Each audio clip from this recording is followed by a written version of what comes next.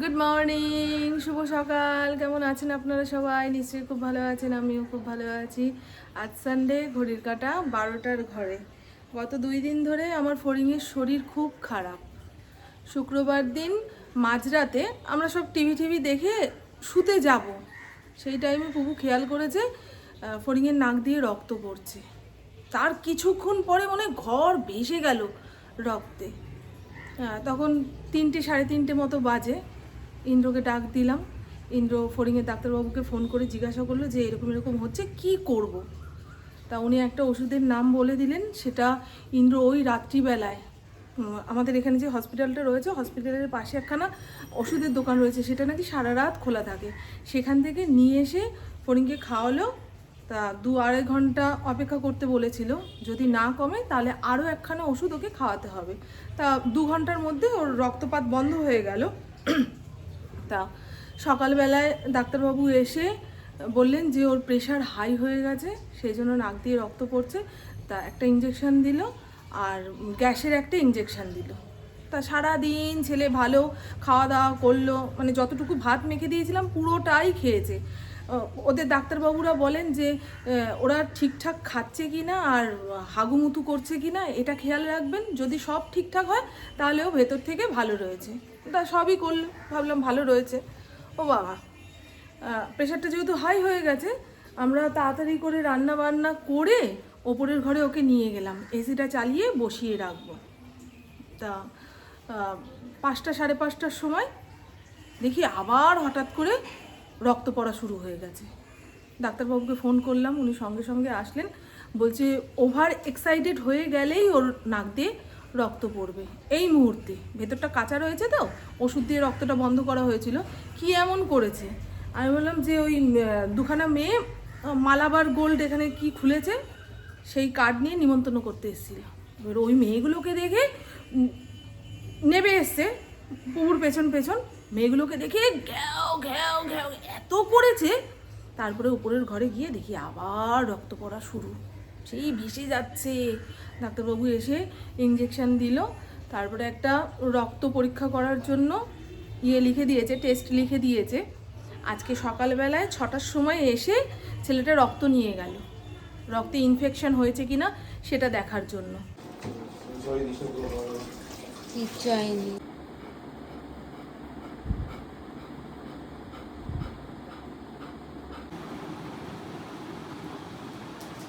ডাক্তারবাবু যখন রিপোর্টটা করতে দিয়েছে, তা রিপোর্টটা করা হোক। ফড়িংকে ওপরের ঘরে রেখেছি আর আমাদের বাড়ির ডোরবেল বন্ধ করে দিয়েছি। এই ডোরবেলের আওয়াজ পেলেই ঘ্যাও ঘ্যাও ঘ্যাও ঘ্যাও শুরু করবে, ওপর থেকে নিচে নামার চেষ্টা করবে। আবার যদি রক্ত পড়া শুরু হয়ে যায় না, আমি পাগল হয়ে যাব। পুরো পাগলের মতন অবস্থা। ওই রক্ত দেখে না, ওরে বাবারে বাবা, মানে যে দেখবে সেই ভয় পাবে। ডোরবেল বন্ধ করা রয়েছে, ওপরের ঘরে এসি চালিয়ে ঘুম পাড়িয়ে রেখে এসেছি। ঘুম পাড়িয়ে কি, শরীরে শক্তি নেই আর। 4টে ইঞ্জেকশন হয়েছে। খাওয়া দাওয়া করছে। সকালবেলা বিস্কুট দিয়েছিল ইন্দ্র, খেয়েছে। কালকে রাতেও ভাত দিয়েছিলাম, পুরো খেয়েছে। খাওয়াটা ঠিক আছে। যাই হোক, চলুন। আমার পৃথিবীতে নিজের বলতে মাত্র 4জন, বুঝেছেন? আমার মেয়ে, ফড়িং, ইন্দ্র আর আমার মা। এই 4জনের মধ্যে আমি যেই 2জনকে খুব ভালোবাসি, মানে আমি না থাকলে যেই 2জন পুরো অনাথ হয়ে যাবে, সেই 2জন হলো আমার পুপু আর ফড়িং। এদের কিছু হলে আমি পুরো পাগলা পাগলা হয়ে যাই। আমার মেয়ে তো তাও বলতে পারে যে মা এই অসুবিধা হচ্ছে, সেই অসুবিধা হচ্ছে। ফড়িং তো বলতেও পারে না, ওই করুণ দৃষ্টিতে তাকিয়ে রয়েছে। আমার পুরো বুক ফেটে যাচ্ছিল, বিশ্বাস করুন, যে আমি কিছু করতে পারছি না, আমি কিছু করতে পারছি না। আমার খুব কষ্ট হচ্ছিল। এতে সকালবেলা খালি পেটে একটা খাওয়ানো হয়ে গেছে, আর এর মধ্যে যেগুলো রয়েছে সেগুলো সব খাওয়ার পরে। আর ডাক্তারবাবু এই ওষুধ দুটো দিয়ে গেছে। অনেক রক্ত বেরিয়ে গেছে না, সেটাকে আবার করার জন্য এই ওষুধটা খেতে হবে। নাহলে কুলেখাড়ার রস খাওয়াতে বলেছে। কুলেখাড়া পাবো কোথায়? ওষুধ খেয়েই কমপ্লিট করতে হবে। ওমা ওমা ওমা, আপনারা সবাই ফড়িংয়ের জন্য প্রার্থনা করবেন। ফড়িং যেন ভালো হয়ে যায়, ফড়িং যেন আবার দুষ্টুমি করতে পারে। ডাক্তারবাবু বলছে যে বয়স হচ্ছে তো এখন একটু একটু করে এই ধরনের রোগ দেখা দেবে। আমার ভেতরটা ছ্যাক করে উঠলো যে ফড়িংয়ের বয়স হয়ে যাচ্ছে। ডাক্তারবাবু এই কথাটা কি করে বললো? ওর বয়স তো মাত্র 6। ডাক্তারবাবু বলছে বয়স হয়ে গেছে। হ্যাঁ, এই সমস্ত বললে আমরা ভয় পাই না? আমরা ভয় পাই তো। আমাদের পোষ্যদের বয়স হয়ে যাচ্ছে এটা শুনলেই আমরা ভয় পাই। তাই জন্য আমরা বয়স গুনতেও চাই না। না মা, এই দেখুন না, সব রক্ত লেগে রয়েছে। এখন স্নান করানো যাবে না। কালকে একটু জ্বরও ছিল, তারপরে ইঞ্জেকশন করেছে তো 7 দিন এইভাবেই থাকুক, তারপরে বাবু ভালো করে স্নান করিয়ে দেবে। এই দেখ কে এসেছে। ও আর থাকতে চাইছে না রে উপরের ঘরে। ও হিসুটা করে আসুক, যা হিসুটা করে আয়, যা যা যা হিসুটা করে আয়। ও পেছন সাইডে গিয়ে হিসু পটি করে তো, ঘরে ঠিকঠাক হচ্ছে না। করে আসুক কাজকর্ম। এই দেখুন পুরী থেকে যে বড় বড় সয়াবিনগুলো এনেছিলাম, কাল রাতে রান্না করেছি। বুবু ইন্দ্র বললো ভালো লাগেনি ওদের, কেমন একটা গন্ধ ছাড়ছে, তবে আমি ভালোই খেয়েছি। সয়াবিন আর কত ভালো খেতে হবে গো, দেশি মুরগির মতন স্বাদ হবে? হ্যাঁ, এক্সপেকটেশন বেশি থাকলে তো ওরকমই হতাশ হতে হবে না। দেখাই, হ্যাঁ, ফড়িংয়ের জন্য চিকেন এনেছে। এটা সবজি পাতি দিয়ে করব। সবজিপাতি বলতে ওই গাজর, পেঁপে, পেট ঠান্ডা করার সবজি। ও মা এসেছো?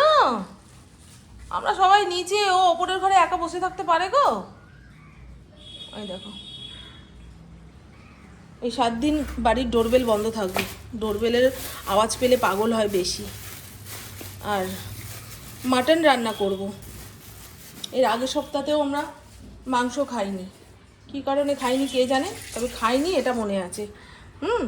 এই যে একদম পাতলা করে মাটনের ঝোল রান্না করব। ঘরে চলো, ঘরে চলো, ঘরে চলো। কি বলেন তো, দরজার সামনে বসে থাকবে, ওই কোনো অচেনা কাউকে দেখলে ঘ্যাও ঘ্যাও করবে তো, আবার শুরু হবে। এই যে এই সব কিছু কাচবো। রক্ত রক্ত লেগে রয়েছে।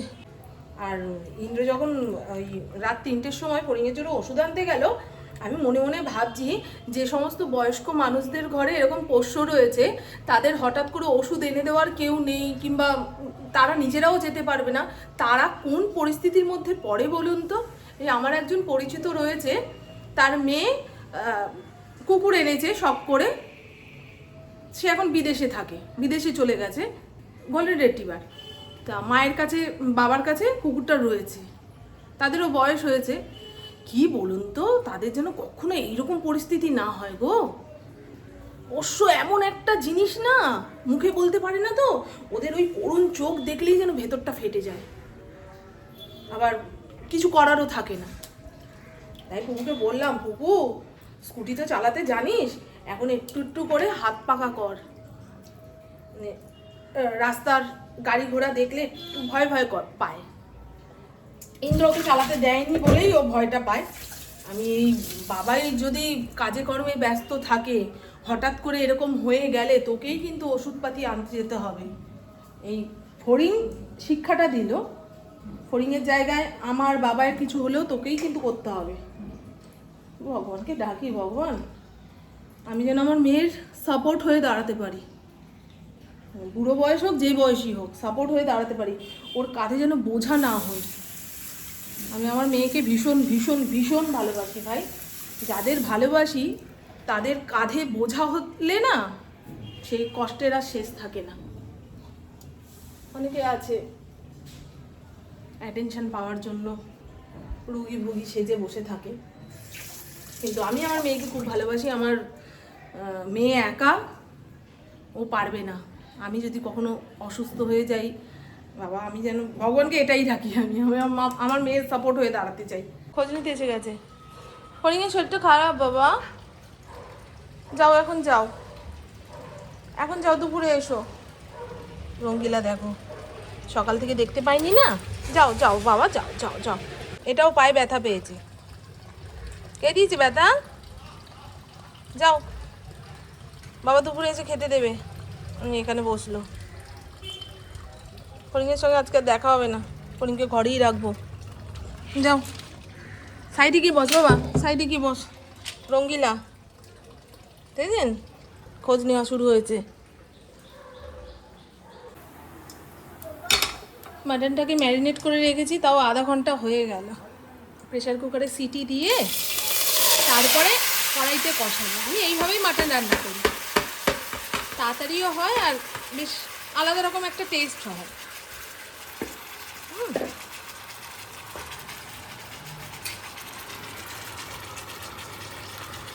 একদম হালকা আছে, পিট পিট করে হতে থাকুক।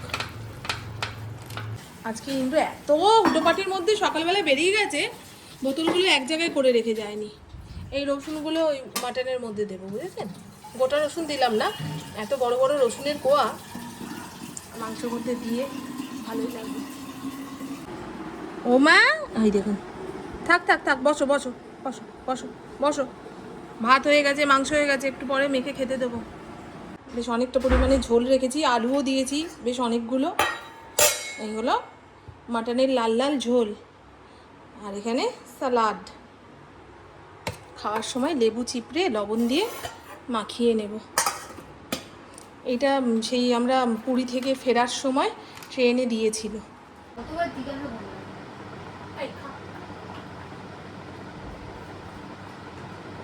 গ্যাসের ওষুধটা দিয়েছি। ও মা গ্যাসের ওষুধ খেয়েছে, প্রেসারের ওষুধ খেয়েছে। বুড়ো হয়ে গেছে, উঠতেই পারছে, স্লিপ করে যাচ্ছে পা।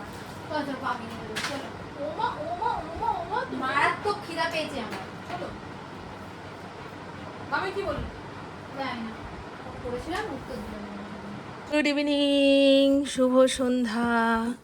ঘড়ির কাঁটা 6:10 ঘরে। পুপু ওর বন্ধুর বাড়িতে গেছে, ওই পুরী থেকে খাজা এনেছিল, হাতের ব্রেসলেট এনেছিল, সেগুলো দিতে হবে। আমাকে বলছিল মা বেরোলে বেরোতে পারো। আমি না রে, ফড়িংয়ের কী সুবিধা অসুবিধা হয় না হয়, আমাকে এই 7 দিন ওকে ঘরে একা ফেলে কোথাও যাওয়া সম্ভব নয়। তা পুপু যদি 7টা 7:30টার মধ্যে চলে আসে, আমি আমার যোগব্যায়াম সেন্টার থেকে ওই কি বলে যোগা ম্যাটটা নিয়ে আসবো। যোগা ম্যাটটা না থাকলে বাড়িতে বসে আর যোগব্যায়াম করতে পারবো না। অনলাইনেও তো ক্লাস করায়। তা ইন্দ্র এসে খেয়ে দিয়ে ঘুম দিচ্ছে, আমি একটুখানি ঘুমিয়েছিলাম।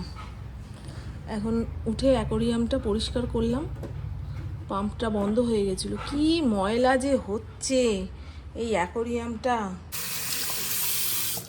এটাকেও 2 টুকরো করে দিয়েছে ফড়িং। হাতের থেকে এমন টান দিল কাটতে গিয়ে, 1 টুকরো ওর মুখে আর 1 টুকরো আমার হাতে।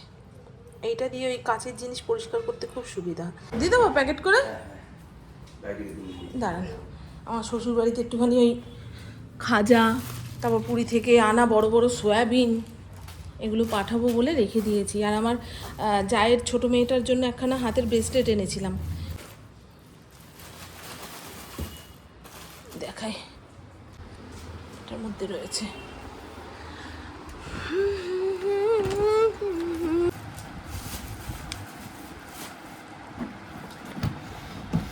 পুরী থেকে আনা আমার শাশুড়ির জন্য কণ্ঠির মালা, তিলক মাটি, আর আমার জায়ের ছোটো মেয়েটার জন্য এই ব্রেসলেটটা এনেছিলাম।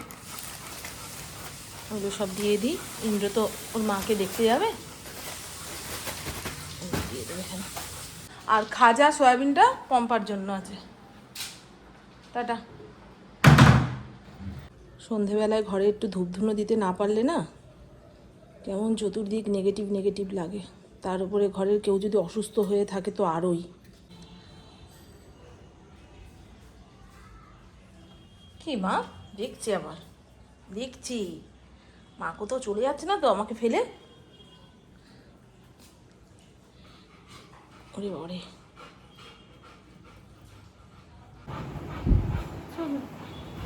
ওই দেখুন দেখেছেন আমি যেখানে যেখানে যাবো আমার ফড়িংও সেখানে সেখানেই যাবে। আজকে আর পেছন ছাড়ছে না। কি মেঘ ডাকছে, বৃষ্টিটা হলে তো ভালোই হয়। আর বৃষ্টি দেখতে খুব ভালো লাগে। ওই দেখো দেখো দাঁড়িয়ে গেল, আবার আসবে দেখো।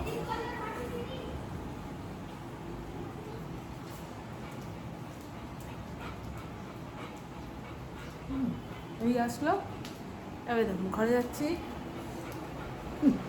কি বলবো,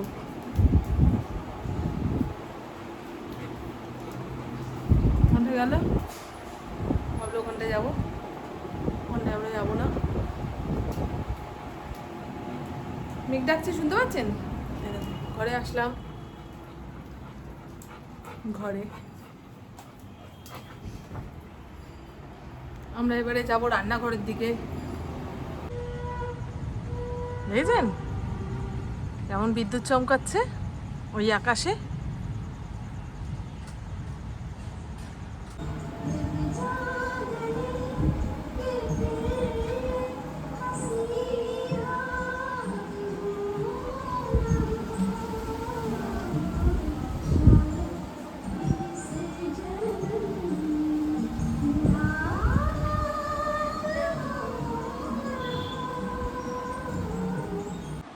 রাত 11:30 মতো বাজে, আমরা উপরের ঘরে চলে এসেছি। এই এই এই এই দেখো, ঠিক আছে, একটুখানি গলার আওয়াজ পেয়েছে। এখন খাটের সব জায়গা ছেড়ে আমার গায়ের উপরে এসে ছবি, এই যে ঠিক আছে, তাই না? এরকমই দুষ্টুমি করে। আজকে আর এসি চালাবো না, জানেন, সন্ধেবেলায় এক ফসলা বৃষ্টি হলো তো ওয়েদার ঠান্ডা হয়ে গেছে। এই উত্তর দিকে জানলাটা খুলে দিয়েছি, একটু পরে ঘর ঠান্ডা।